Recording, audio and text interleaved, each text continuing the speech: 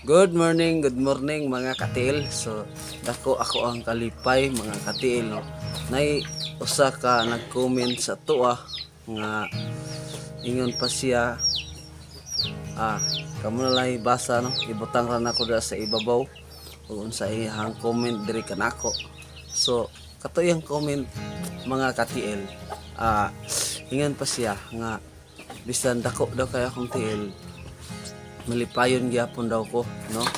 Sabi nimo ma'am para sa ko ma'am dapat ikalipay nato kung moagi man tag kalisdanan kapait mga balatian dapat ikalipay nato kay ugma damlag pag ipasinati ug ihatag sa Dios ang ato ang katugbagan o kaayuhan sa ato ang matag usa nga kinabuhi diha nato matingob ang kalipay no.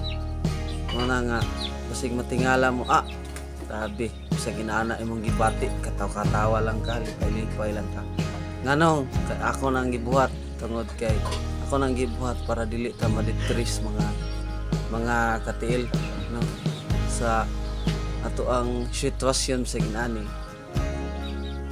lipay gapon ta mga katiil tungod kay